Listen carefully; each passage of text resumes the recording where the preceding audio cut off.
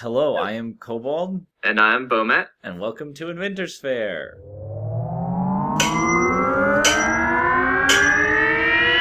Haha!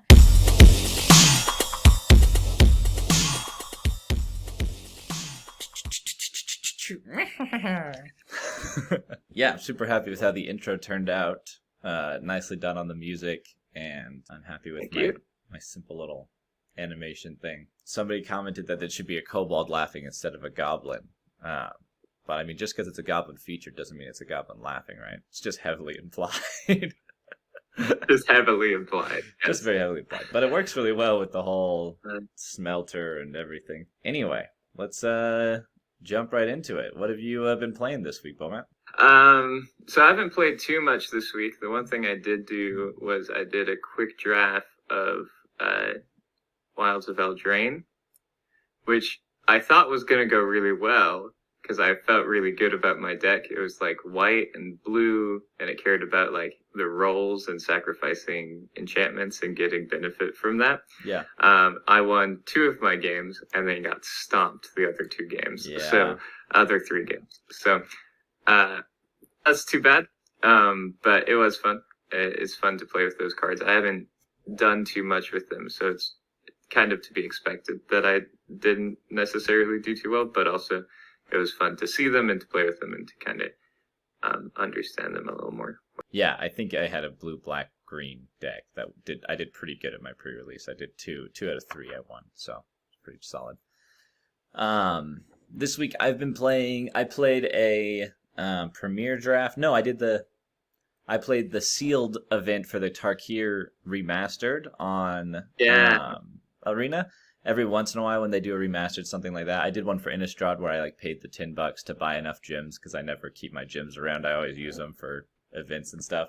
So I paid like the $10 to get enough gems to participate in the event, and I did really well. I drafted an Abzan bolster deck, and it was really good actually. Well, I should say the MVP of the deck was a Mardu card, was a 1-drop white Mardu creature that gets Death Touch when you pay black into it. I can't remember what it's called now, but that was like the best. I had 3 of those, so I like every round I had a 1-drop where I just like dropped a 1-drop creature that got Death Touch, and then I had like there was a wall. There was a 0/4, but it had bolster, so like I kept putting counters on it, and I got hardened scales. I never played my hardened scales, but I used a bunch of counter stuff. But yeah, I think I did 4.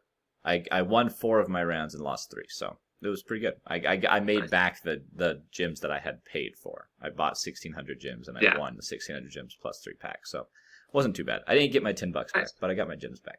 Yeah, other than that, I haven't been playing much. I'm playing tonight in paper with my friends. I don't know which decks I'm taking yet, but it should be fun. As far as Commander, again, in the situation I'm in, I'm mostly playing Historic Brawl instead of Commander. But I've been playing a Vorinclex, the Vorinclex that is just Vorinclex that turns into the Saga deck that is all creatures. So when he flips, you mill 10 cards and then you put 2 creatures out.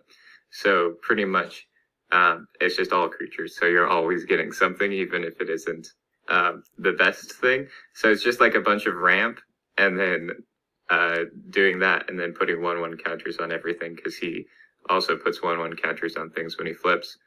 And then trying to proliferate so that I put the counters on and then get the last ability, which is making all of my creatures fight things, because it's super fun to just like have a board full of creatures and then just like make them run into all of their creatures. I think it's fun anyway. So that's what I've been playing as far as Commander is. Yeah, on Arena, I've basically just been playing my Nethril Creatures deck on repeat for my Historic Brawl matches. Anyway, this week we randomly picked a plane, and then we randomly picked types or factions from inside that plane to design creatures around. So we randomly selected Innistrad, and then we rolled to see which of the archetypes or creature types we were going to be designing around. So I rolled for zombies. My idea for a legendary creature commander is based off Army of the Dead. Army of the Damned is a black sorcery for 5 black, black, black. And it says put 13 2/2 black zombie creature tokens into the battlefield tapped, and it has flashback for 7 black, black, black. So the idea I have right now is because the zombies on Innistrad are mostly blue and black, I was trying to figure out how to like kind of add some blue into this commander. So the idea I have is General of the Damned. So this is the Army of the Damned, and then the commander creature would be the General of the Damned.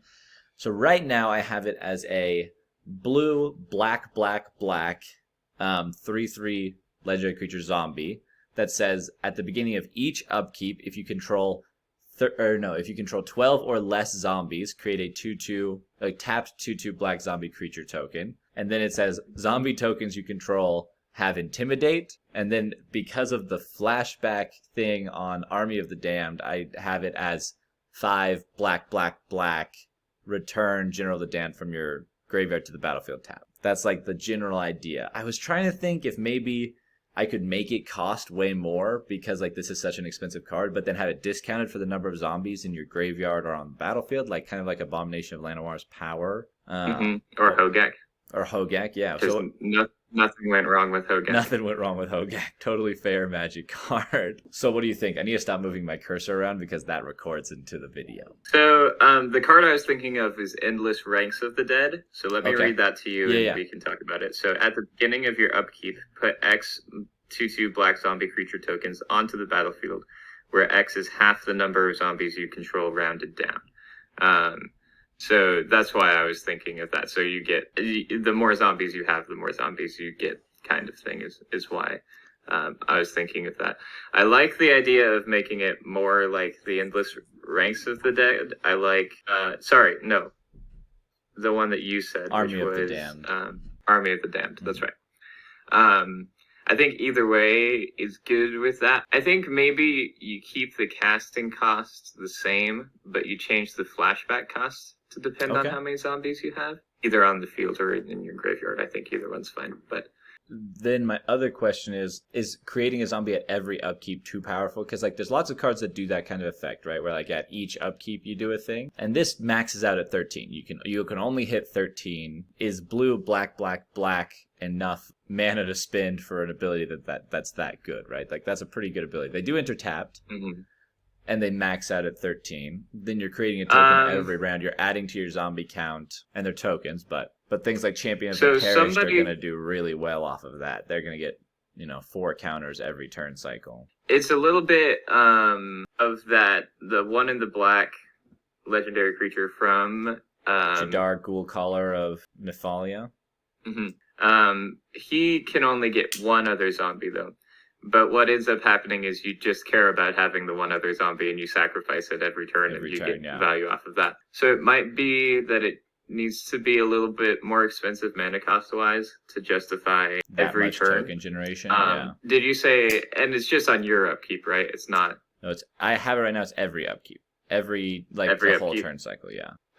So I think definitely it would have to be more expensive mana cost wise if you're getting one. If you're getting 8 power every turn cycle, then that's a good point.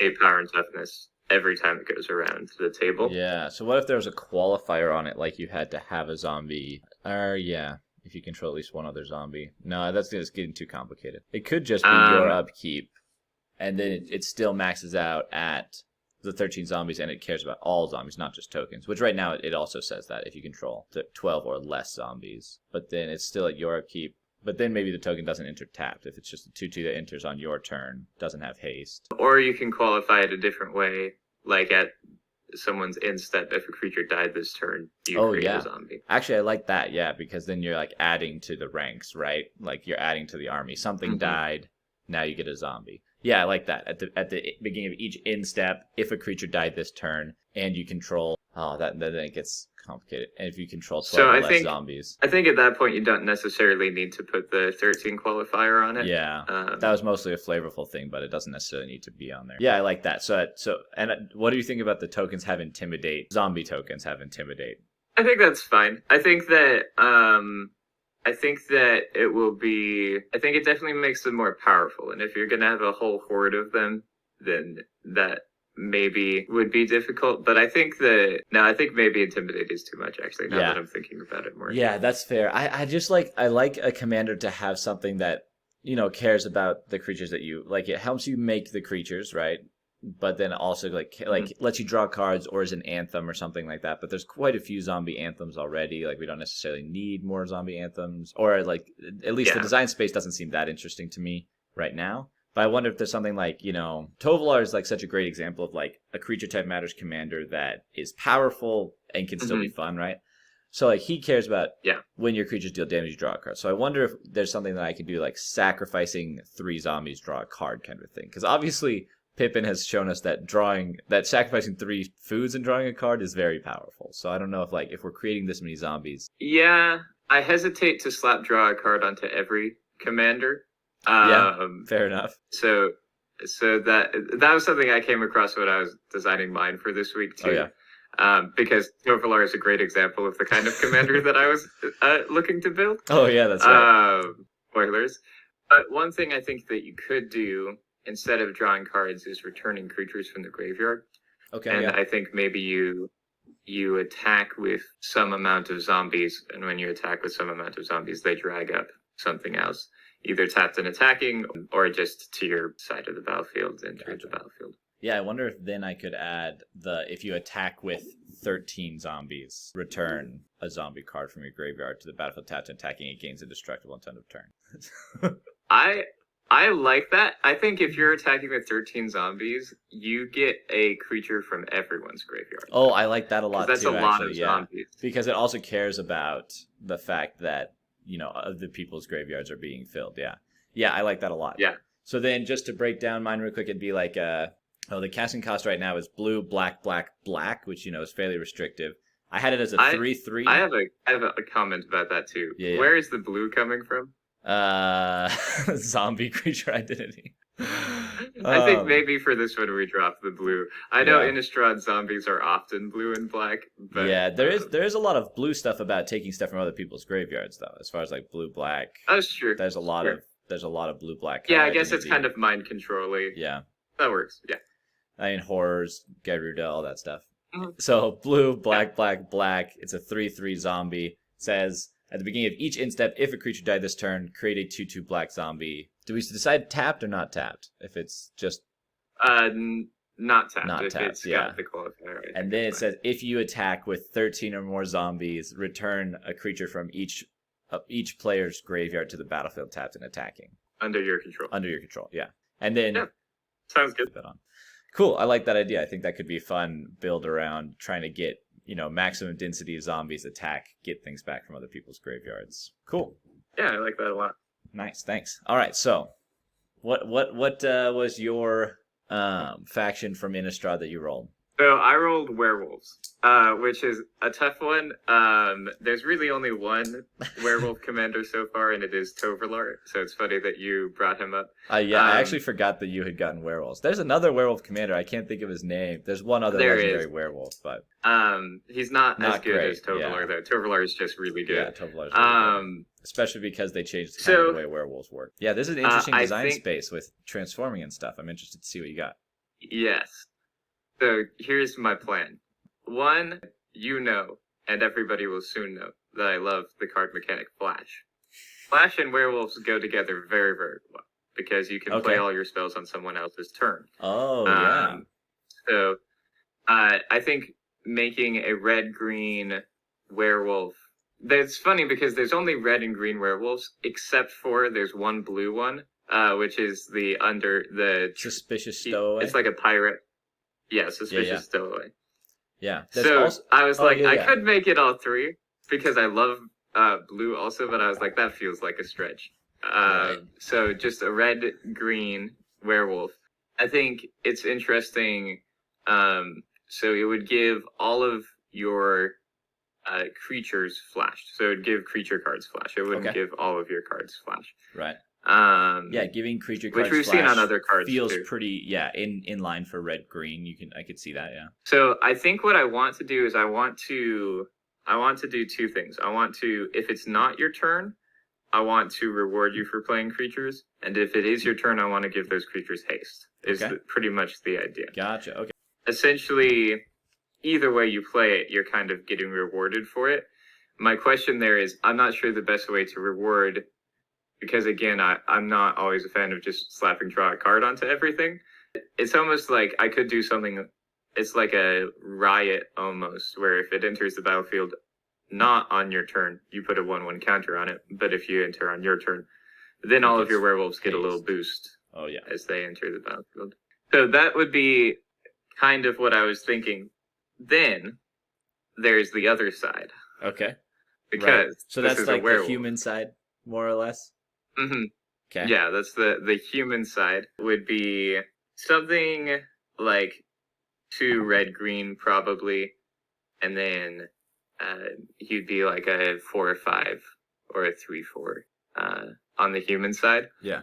And then he transforms. And on his werewolf side, I was thinking it would be good to do something that helped other werewolves either transform, because there is a bunch of werewolves that don't transform on the day-night cycle because card design is weird. So I was thinking maybe just something that says, if it is at the beginning of your upkeep, if it's night, transform all human werewolves.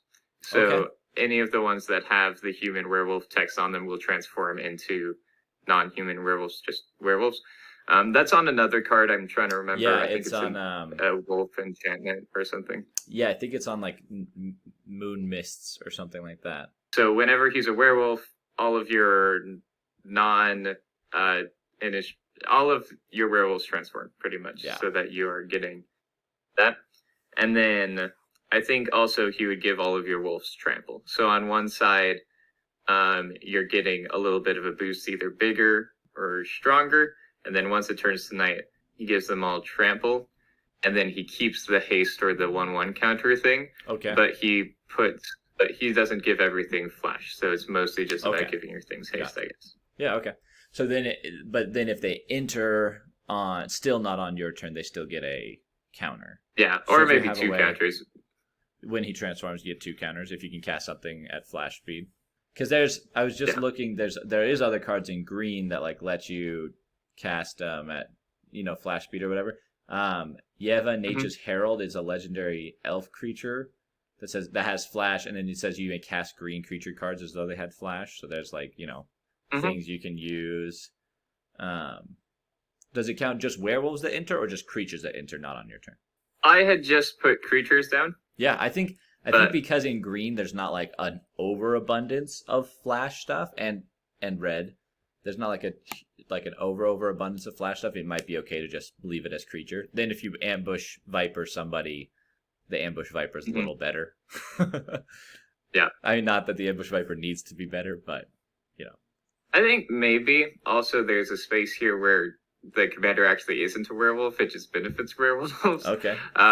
He's like he actually doesn't transform at all. It's just the front side. Okay. And it's like a shaman or something who's like rejected humanity. It's just like werewolves are the way. Or maybe not that last one. I don't know. But the problem is, if it's not that last one, it's not really a werewolf commander. It's just a flash. Commander. It's just a creature flash commander. Yeah. I do like the idea of helping wolves transform if it's nighttime, right? Like if it's already night, let your wolves transform, right? Mm-hmm. Yeah. I think that transforming is a little bit of a weird mechanic to design around, so I understand maybe like not wanting to deal with both sides of the card, but I think maybe it's good to have that like increase the number of counters. That's like pretty normal for werewolves, as far as like the effect on the front is increased on the back, and then you get and now your werewolves have trample. It's pretty cool. And he could have double haste. No, I think trample's a good replacement for haste because it's still very red and green. And it helps you in the game, oriented. Yes, yeah.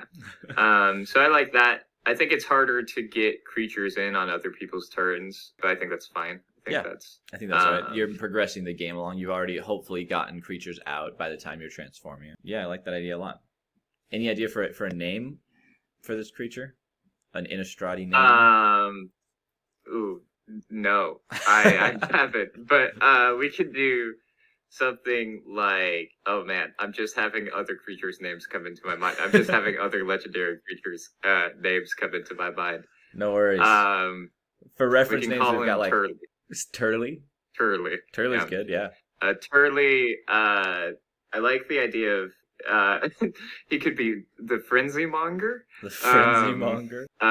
He's bringing the frenzy. He's bringing the werewolves. Yeah, I like that. I also like something Yep. about like you could even put in like mentor or guide in there because like helping creatures get to the battlefield as well as helping them transform, something like that. Yeah, but he's making them faster and stronger That's and true. hit your face harder. That's true. So I like the idea of I like the idea of he's like riling up the werewolves. Yeah, that's less true. That's guiding good. the werewolf. That's good. Yeah, Uh, frenzy monger is pretty yeah. fun.